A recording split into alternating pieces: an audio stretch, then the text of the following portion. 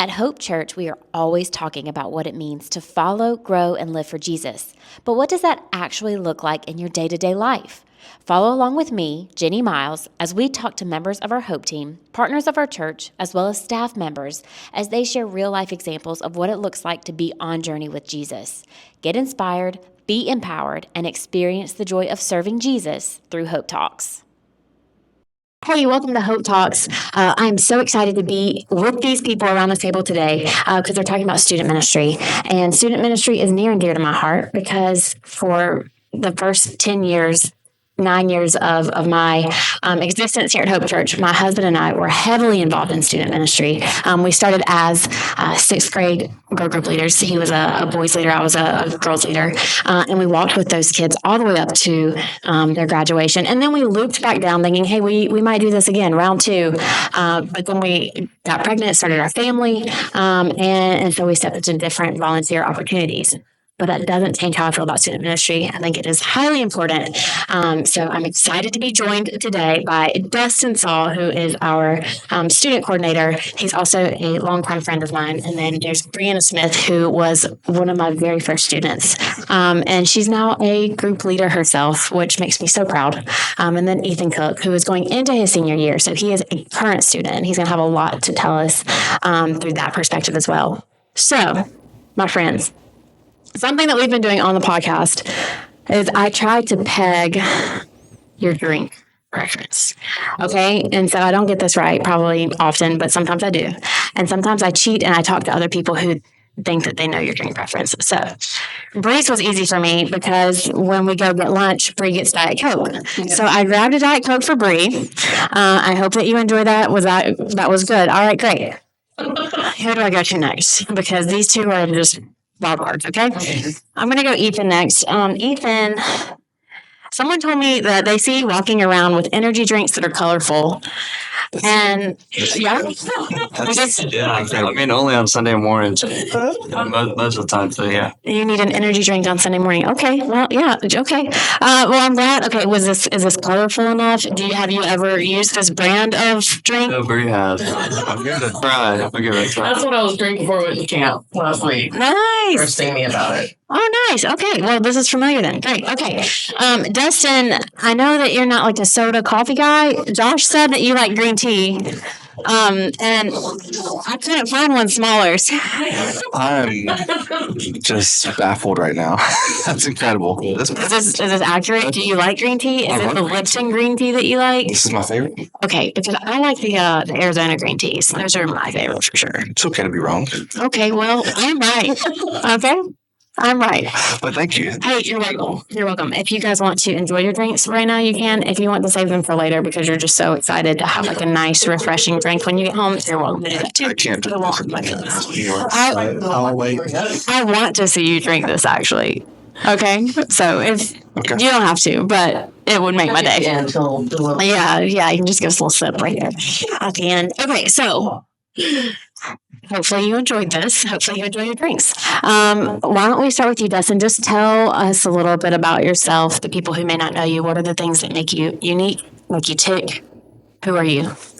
So, like you said, I'm the student coordinator. I get to hang out with the 7th through 12th graders every week. I had student ministry as a huge part of my life growing up, and that was something that just really was important to me. I didn't realize it was important to me until later on, but since middle school, I was in the youth group. I got saved in 7th grade, and then my freshman year, I had a new youth pastor come to town, and he just took me under his wing and just really helped me with accountability for things, just honestly helped me just grow as a believer in general. And so, and I had some hard things happen also that same year. One of the first things he actually was a part of was like my grandpa's funeral. He came to see me at the funeral. And so just like things like that just really made a big impact to me.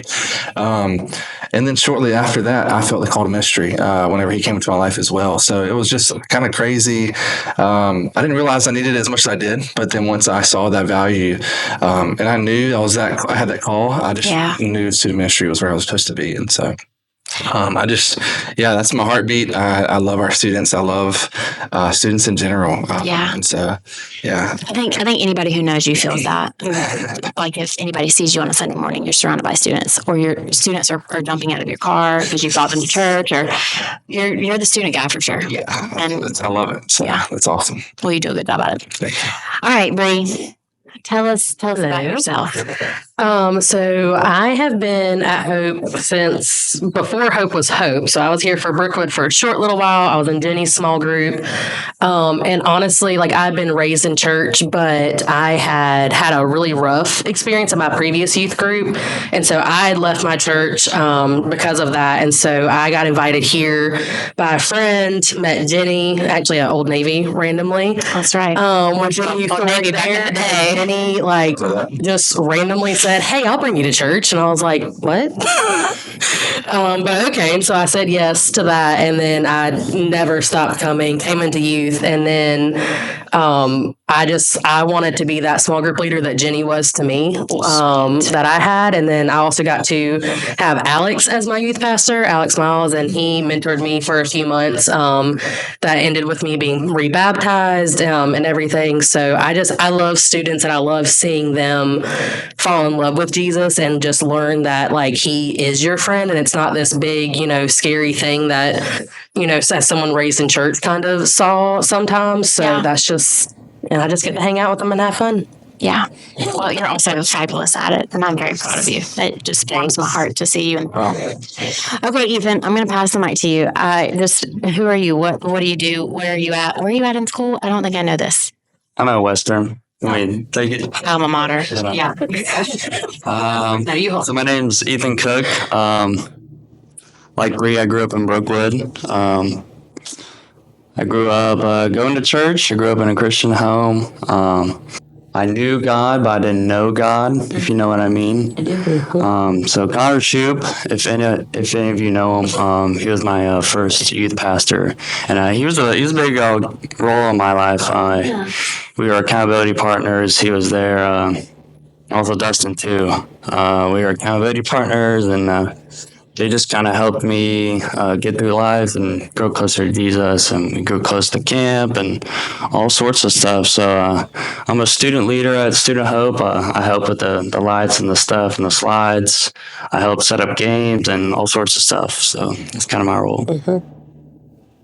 Ethan, I feel like you're a student leader at Student Hope, but also you're always the one I can count on being out here in the guest services area on a Sunday morning. Like you are leading the brigade with the students. So you pop up kind of everywhere, and I think that's really cool. I'm proud of you. Okay, so you referenced camp, Ethan, and I know that you guys just came back from camp. Bree and I had the opportunity to go to lunch a couple weeks before y'all went to camp, and we were reminiscing back on the days that I was at camp with Bree. And so there are always camp stories that come from that. And one of the camp stories that Bree and I were talking about was we had gone to Daytona. No, not Daytona. Panama City. Okay. So the next year we had gone to Panama City for camp. And Alex Miles was the youth guy at the time. And so just for reference, Alex is my brother-in-law. But at the time, I don't know that I was married to his brother yet. I don't remember the timeline. Anyway, but so we're at camp. Alex is the youth guy, the main guy, and he was super duper responsible. Anyway, and he this is kind of like back when the like selfie sticks were a big deal. And so we were at the pool, and Alex put his camera or his phone on the selfie stick, and he's like, I'm going to dive into the pool. And so he does that, and because he wants to get a cool shot. He had like a life proof case on it or whatever, and but what happens is he didn't like actually hook it up, so the life proof case was open, and he jumps into the pool and his phone is ruined, and then he has to drive everybody back home 12 hours with no phone. And the van broke down. And he had and also back then, like students weren't allowed to have their phones at camp. So it was like how you can call these parents to tell them, hey, we're going to be about a day late getting home because we don't have transportation. Anyway, So I feel like that's one of those stories that everybody remembers. Oh yeah. Came back super late. It was fine. Yeah. Kind of hitchhiked back. Not really. That's not true. We didn't hitchhike. Y'all didn't hitchhike. I flew home. Anyway, but tell me, did anything crazy happen at camp? What are the fun stories that you think are going to come home with you? Also, where was camp? Tell me about camp real quick. Who wants to take that? Dustin? So camp, we went to Fuge Camps this year. It was in Ridgecrest, North Carolina, which is like 30 minutes before you get to Asheville. Okay. Not 12 hours. That's good. No, it was only like 2.5 hour drive. That's great. Oh, yeah, it was nice. And so we had this is our first time going to Fuge Camps, so we had no clue what to expect or anything. Like Bree and I were like walking in there, we had no clue. The students were asking us, and we were like, well, this is our first time coming. We don't really know the schedule well. But we had a blast. We had a silent disco. I don't know if anybody has ever done that otherwise before this, but it was the best. So what is that? I've recently heard of silent disco. I've never been a part of it though. So there are these headphones. You can actually rent them. They're kind of expensive, but you can rent them, and they are they have you basically set up. There's a system that you would use to set up all the playlists for 3 different channels with these headphones. And so you can be there. They did like a Disney channel, they did a dance channel, and then they did a like Taylor Swift or something like that. It was like You don't choose the channel. you don't choose the channel, but once you get your headphones, there's 3 different options you can change between to hear the different songs, basically, that you can listen to. Anyways, and so everybody's got these headphones, and they're all in this big room, and there's music playing. There's DJs that get introduced at the very beginning. They have the headphones too, and everybody just starts dancing and singing, and like so. If you want to take your headphones off, you're not hearing any music. You're just hearing people like screaming songs across the room. So fun. And they did it like a big neon night and had it to where everybody was in neon. I had some great neon pants that I purchased for this. Are you going to wear those to church Sunday? You should. That was awesome. I should do it. I'm at 5'6" too. Absolutely. It was just a blast. We had a good time, and everybody went for it. We even had people who I did not expect to be dancing just going for it. It was so fun. And so we had that happen. That was just a blast. And then like the biggest times around camps are just like the time you get to hang out with your group outside of like the actual sessions and that kind of thing. Those sessions are super impactful, but like the relationships are just huge to go and to be close to the whole week is awesome. So we had a couple of times where we're just walking around camp and one of our students just yelled something out. He's like, "She snapped me back." And the whole camp just erupted. Just everybody around us was just cheering him on, and it was a blast. That's so fun. And so this is like right, at the end of the night, everybody's like winding down, and then he just yells it across the whole place, and it was just a blast. So that's my like fun story, I guess. But I don't know if y'all have fun stories as well that you would like to tell. Hey, y'all had fun. Right? Like, I don't feel like I need to convince you guys. Y'all had fun. Even like one of the fun parts, like it was fun, but it wasn't. It was like one of our students, bless her heart, broke her part of her ankle the night before at Student Hope, playing an activity, and so she was in crutches and a wheelchair. And like even part of the fun of the week was just watching everybody literally fight to push her in this wheelchair. Like Jacob was on it, and they were like, "It's my turn," or "I'm gonna do it." And then it was like they were taking turns. So like it was also really cool to see them serve each other in that way, because like it was not we've got to push her. It was no, it's my turn, or like I haven't pushed her today. Like the girls were fighting over it, the guys were doing their thing with it, and so it was very fun to like see. And then poor Dustin was trying to push her up to go to they have like a place where you can buy ice cream, and it may have taken more than just Dustin to get her up that hill. Bless him. I did hear that this hill was actually like a mountain. Yeah, it was definitely like a mountain. It was Y'all it was needed tough. a train to just kind I had people pushing me behind to help me literally go up. I was somebody going trying to pull with a rope. And I think it was cool. Like I have a video of Ethan was like pushing me from behind up this hill, and I was like yelling like, "I don't know if I can get up there." It was awful. This is fun. It was awesome. See, here's the things like that, like the unexpected, the van breaks down and we can't get home, or I broke my ankle and now I have to use crutches all week. But it seems like an awful, horrible, this is really going to put a damper on things, but it always turns out to be the highlight that you remember. There are also other great things that you remember, but that just sticks out in your brain. oh yeah. So, okay, so was this was your first camp? Had you been to camp before? Yeah. Yeah. Okay, Not well- huge. But what was your experience? So I would say the relationships I made in my quiet time, it's called Quiet Time Bible Study Group. Yeah. So there were me and Savannah from Hope Church, and there was like people from all around different states, every single church there. We all got in this group and we had a huge group leader, and we would just do quiet time together and like go through scripture together. And like, it was pretty cool, the relationships I made and all the fun memories I had. I would say worship. Worship was pretty impactful and powerful. So, yeah, those are my favorite memories, I guess. I also had a lot of silly, stupid memories, but we'd be here all day saying those. So, yeah. All fun. I'm glad that you guys had a good time. And I know that camp is just like a really tiny piece of the year. Same thing with like a W3, like a weekend where it's just very intentional time that you're spending 24, 48 hours with your group, and huge relationship leaps and bounds happen from that. But then there's like the normal Student Hope schedule that's every Sunday night. And so often I feel like the church, if they don't have students involved in Student Hope, they have no idea what's going on with Student Hope because it kind of takes place outside of Sunday morning church time. So if you guys could kind of explain, and maybe Ethan, you take this, if you were to tell a student why they should come to Student Hope, like what is Student Hope? Explain what Student Hope is to a student. And then maybe you guys can take the kind of perspective of like, what is the parents' takeaway from Student Hope as what is the value it's bringing to my child? So some nights are really fun, like last Sunday where we had Water Wars. Some nights are really intentional, quiet time. So basically, it's just like a big fun party, you know, with a bunch of students. You get here about 6:15, play some games. Games are pretty competitive sometimes. Then we have a student-led worship team, which is pretty cool. Yeah. I've seen them grow and build relationships, which is pretty cool. And we have Dustin with the message. Always on some sort of topic or series. And then we have quiet time with high school, middle school, girls and boys. So that's pretty cool. Yeah. So, yeah. Okay. So going back to this, the worship, the message, the groups, I think it's really cool how I lead Next Steps, and in Next Steps we talk about how important it is to attend church and grow in what you're being fed on a Sunday morning, and taking that outside of the Sunday morning into the week, and joining in on grow groups and doing life with people who are pursuing Jesus, and how helpful that is in your own walk. And so I think it's really cool that Student Hope is modeling the exact same things that we are saying to the adults on a Sunday morning.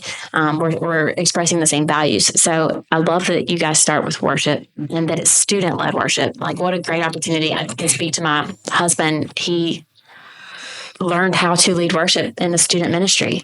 And so now he gets to do it on a bigger scale because he's learned so much from that. Anyways, I think that's really important. And then the speaking, just having a message series, just like we do on a Sunday morning. And then the idea of you get to go to group.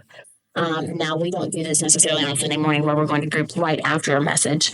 But this group model of we get to now get together with like-minded people, and we get to talk about what God's doing in our life.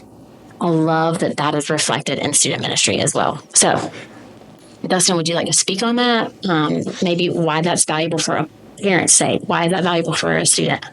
Yeah, so we have numerous small group leaders in every single small group that we have. So we split it up right now by grade and by gender, or by age group and by gender. So we have middle school girls, middle school boys, high school girls, and we're hoping to split that up as we have more small group leaders joining us. But Right. The value there is huge. It's just another person that your student can talk to, another person that they can truly like lean on and reach out to. I have students weekly. I'm a small group leader as well for high school guys that I'll even try to meet with, and it's just somebody else they can try to hang out with, or we know they're pushing their student towards Jesus, and that's what we really want. So that's a huge value that I think is more important than sometimes the message and the worship time, because it's just so real. A lot of times it can really, you can dive in deeper. Yeah. That's the whole goal, at least. So Yeah.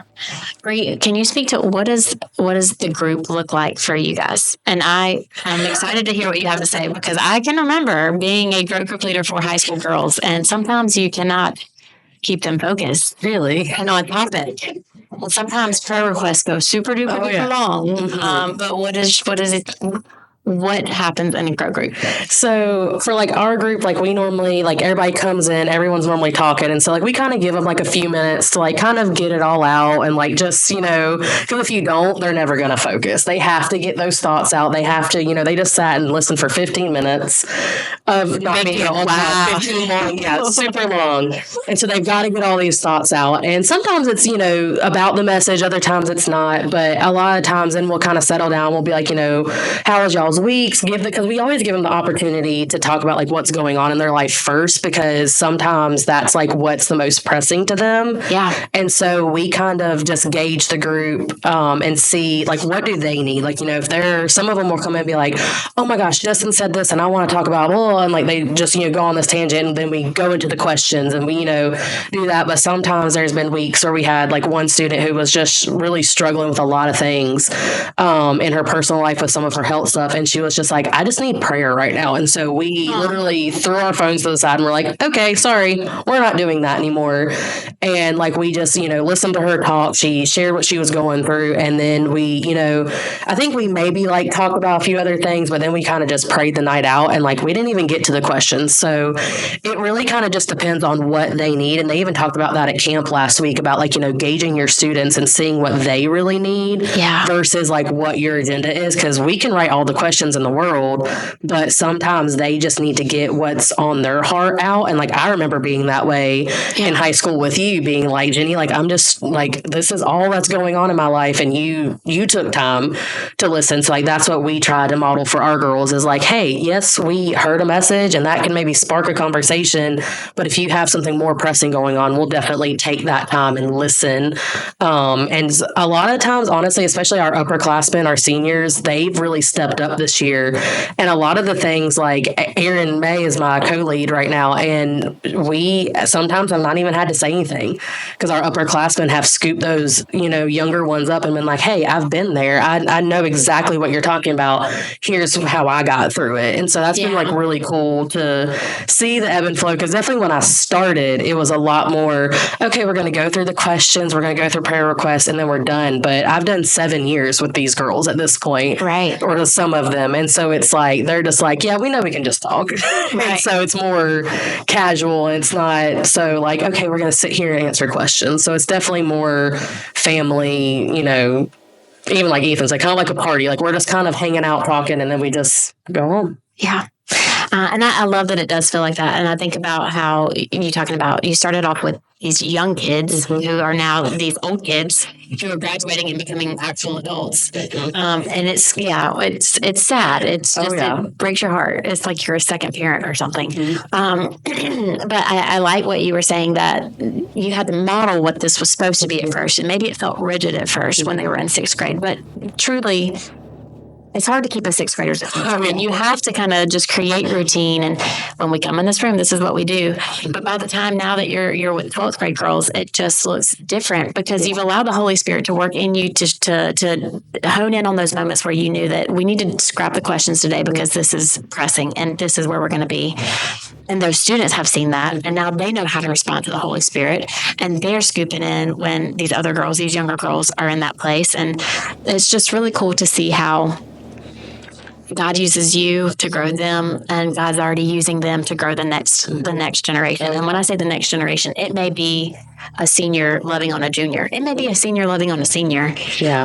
But that's just that only happens in student ministry. Yep. And it's really cool. And then to even take that to a whole, different level of even on a Sunday morning, like you're not just leading students Sunday night and serving on Sunday night, serving your peers, but you're serving the congregation, like the people who are a part of this church, the adults that are 75, your grandfather, like you're serving these people by greeting them when they're coming in and just being a warm and welcoming face and engaging people with a funny question as they're coming in. And I think that's just really cool. Like these students are watching their leaders and they grow from that. So that's really special. Cool. Okay. So Ethan, I'm going to turn it over to you. I just want to know your experience specifically, and you spoke to this a little bit, talking about Connor and talking about Dustin, but what does having another person in your life who is not your parent having somebody invest in your life, care for you, maybe attend a ball game or whatever, go somewhere with you, take you out to dinner. I'm sure I'm naming these things because I'm sure that they probably happened. I don't actually know. But taking you out to dinner before you had your license, and it was just so cool to get out of the house and not be with your parents. But like, what does that mean for you? What does it mean to have somebody who you can call and say, today was really just not the best day? Like, this is what's going on. What has that been for you, and why would you say other students need it? Yeah, so I think it shows a sense of caring, that they care for the students, and also a sense of guidance, because they mostly have probably been through stuff I've gone through or other students. And I would say accountability probably. I know me and Dustin go out. We try to go out every week with a couple other students, but just saying how our week's been, what's going on, how can we pray for each other, so stuff like that. I think carrying is a big one. I wasn't really involved with much sports when Dustin's here. I was when Connor was, but yeah, I would just say carrying and guidance and accountability. Yeah, I think those are super important. And I would also say this, it sounds like a very big time commitment as somebody who's on the outside and who's like, maybe I could do Student Hope. And it can be a big time commitment. Not always. There are probably some seasons where you, as group leaders, are committing far more time to going to events than in other seasons. Also dependent on who your students are and how old your students are. But why do you guys do it? What makes you have the itch to just spend time? Like Dustin, your family is growing. You have a large family. You have young children at home. It's hard to do extras, but you do it. And so what is it that makes you do that? Like I mentioned earlier, I had a student pastor that really poured into me a lot. And had I not had that, my relationship with Jesus would be totally different. I mean, I would have had no true example of Christ in my life at that time. And so for me, I for starters, love it. I love hanging out with them, but also just honestly, I like seeing their lives change for Jesus and having that extra accountability or extra person they can talk to. Yeah. Like I think it's so valuable. I think it's so important just because there's a lot of stuff that I wouldn't want to talk to my parents about, especially in middle and high school. And so just being there honestly was so huge, just for them to have an extra person that they can reach out to and just pray over them and pray with them and take them out to dinner if they need it whenever they're just really having a rough week, like you said, or whatever the case is. But I think I just know the value so much, and I just know their relationship with Jesus can really count on it. If they don't have that, they may not have it somewhere else. And so, and that's not always the case, but I do think that it's just an extra level that they can have, some extra help and accountability and pushing them towards Jesus that I really, it's so important. It really is. So I don't know. That's kind of why I do it, really, and just that extra intentional time with the students as well. It's just huge to have outside of the student ministry. Like you said, it can be a time. Like it can be a time. What was the word you Commitment, used? for sure. Yes.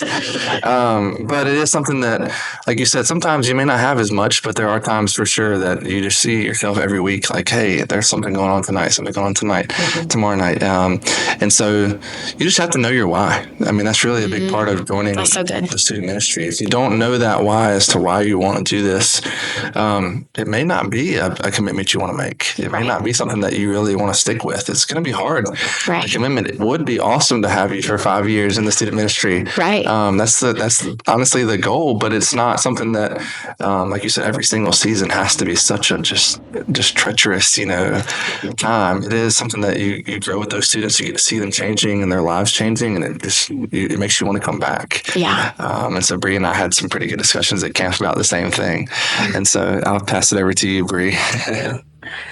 Yeah, I was like, I think for me, it was honestly like, and I know I've said it a lot, and if you know me, like I talk about Jenny and Alex both, but like both of y'all really made an impact because I'd had small group leaders before who cared, and I knew they were there, but there was always that level of, well, like, I guess I need to talk to my mom about it. Or, they would talk to me about it, but there was always like that barrier.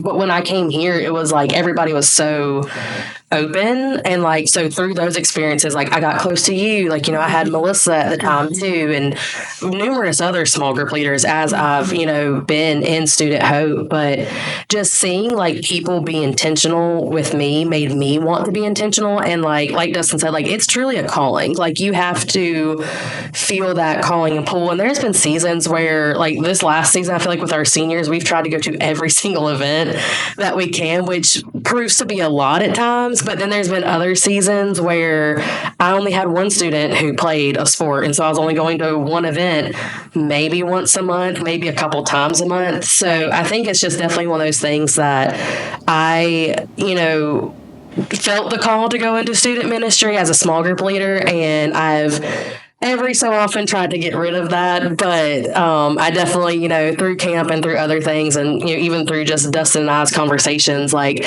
it's definitely something that I couldn't see myself not doing. At this point, it's one of those things that, my joke was I was going to retire in 2 years because that's when all my seniors will graduate. And then I looked at Dustin and said, yeah, I'm going to eat my words real quick. I am not doing that anymore. I thought I was. I thought I was doing that. And it was also the thing of like, sometimes when you do go through, like, 'cause my girls have grown up with me. I started at 19, which is super young. You're a baby yourself. I was a barely out of high school baby herself, who Alex was just like, I'm not going to give up on you until you become a small group leader, because he believed in me. And so, it was one of those things that I was like, okay, like, I have this leader who's believing in me. And then, that, even just doubled, like, when Dustin came along, because, like, I was like, oh yeah, like, we're going to be done in a couple years. And he was like, no, you're not. And I was like, yes, I am, Dustin. And he was like, okay. And so, just even through all of that, like, just seeing the girls just connect with each other and connect with God, and just seeing them, grow their relationships. There's been some where, like, they were a struggle, and then, just to get them to connect, and now they're the biggest connectors in our small group. So I think it's one of those things that I truly, like, feel like I've had a calling to. Yeah. And it's just, I've never looked back. I mean, I jumped in at 19 and now I'm 27, which is crazy to say. And It is crazy. I have seniors graduating, and I'm like, well, how did I get here? What am I doing? And even like what Dustin said about, like, knowing your why. I had a student the last night of camp. We were all walking, like, all the girls were walking to our rooms, and we were like in a line. And she looked at me, she was like, what made you walk into middle school with like all these middle school girls? And I was like, I think any normal person would ask that. Yeah, 100%. yeah, it is valid, because honestly, when I did it, I was like, what did I just say I was going to do? But I do at the recall same feeling the time, same way. yeah, but at the same time, it was one of those things that, like, it was a no-brainer. Like, it was just, yes, I was scared to do it because I was, 18, 19, like, I don't have this all together. You want me to speak into middle schoolers who also don't have it together? That sounds like a recipe, for just a lot of things, but it turned out to just be one of the best things, because, like I said, they did grow up with me. Yeah. And so they've seen me go from being super young and not knowing what to do to where, like, even they'll talk about now, they're like, wow, like, you're, doing all these different things. Whereas Bree, you're like a real adult. I am a real adult. It's really scary. I have adult responsibilities, and I'm not sure how to feel about it anymore. It's not all that fun. No. But you're doing it. I am, I think. Yeah, I think that's really cool. So I think that one of the things that I hear you guys talking about with the time commitment, I think about how with any relationship you have, even your relationship with God, it grows with time, right? Like, you have to spend time with Him. You have to spend intentional time outside of just your Sunday morning fill up to grow in your relationship with God. It's the same way with these students in student ministry. Like, you want to get on a newer, like a deeper level with them so that you can speak deeper into their life, so that they trust you more, so that they are, walls are coming down so that they can receive what you have to say about Jesus. You have to spend time with them.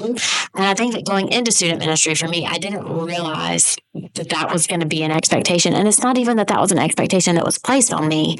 It was I started by going to Sunday night and playing cornhole with some kids. Mm-hmm. And all of a sudden, I wanted that responsibility. Like, I wanted to be able to speak to you on a deeper level. So I knew I had to invest. Mm-hmm. So that meant Maybe it meant picking you up and driving you and driving you to church and like having 6:30 in the morning. having 10 minutes in the car every Sunday morning that I like, you had to talk to me. Sorry, I don't sit in silence, right? But whatever it might look like. Just as leaders, I think that you might not go in with that being your intention or realizing the time commitment that is going to be there. And again, it's not that it's an expectation that you would have this time commitment. The time commitment, your expectation is just your serving hours at Student Hope on a Sunday night.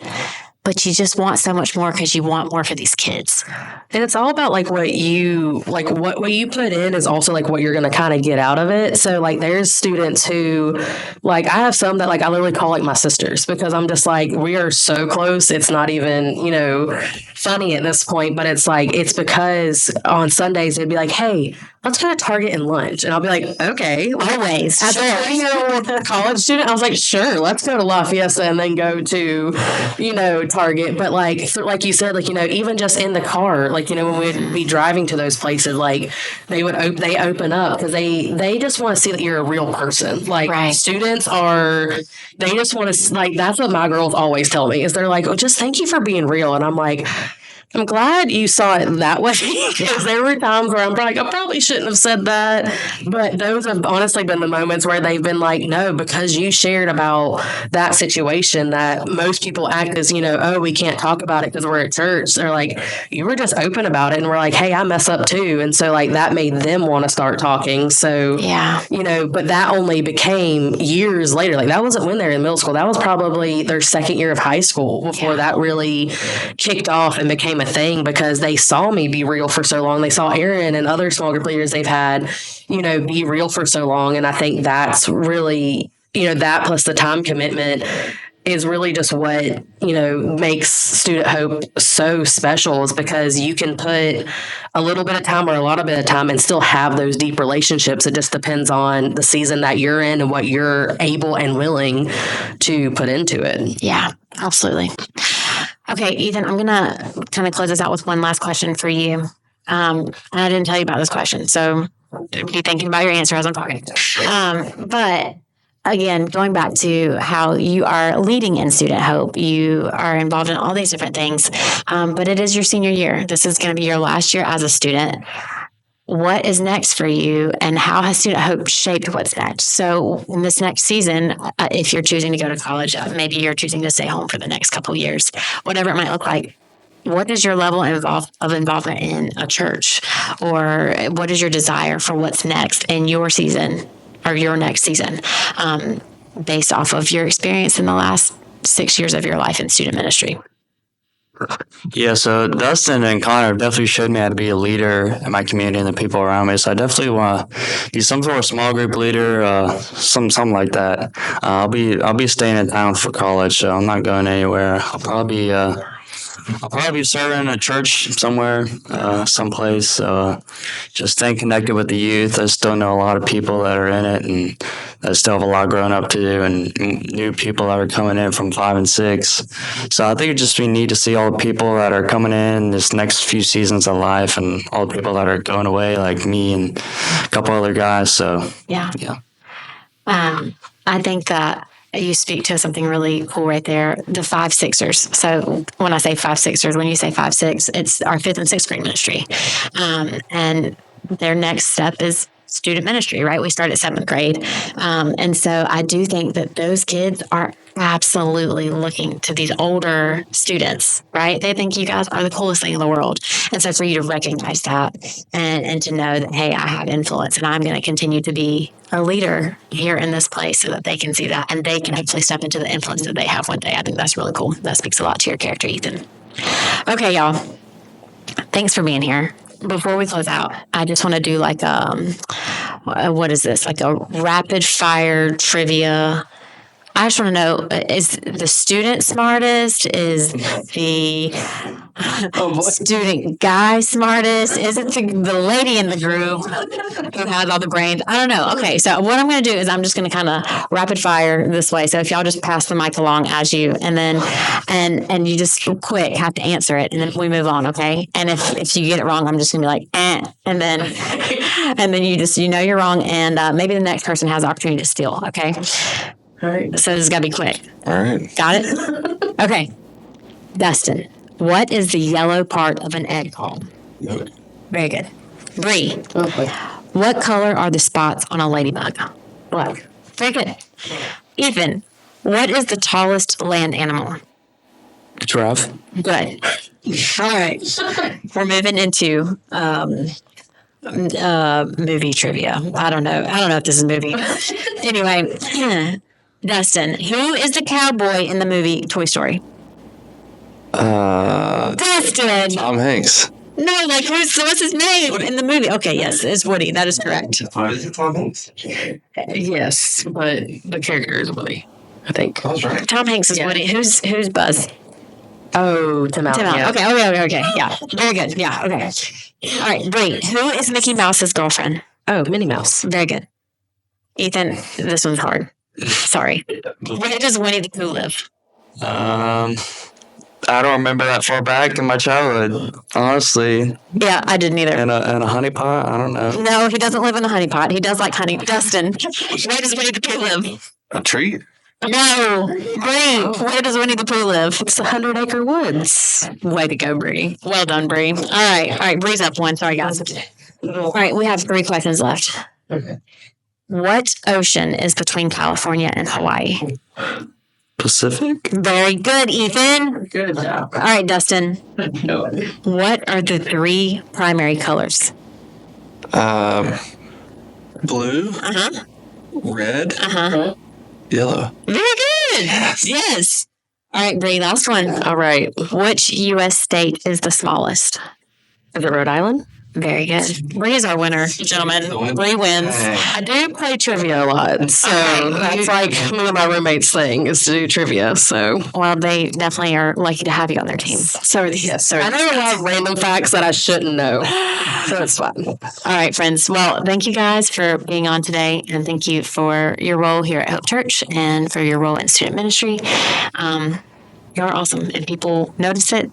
You point people to Jesus, and it's very clear to the people around you that that's who you're living for. So, thank you for being here. Thank you. Thank you. Uh-huh.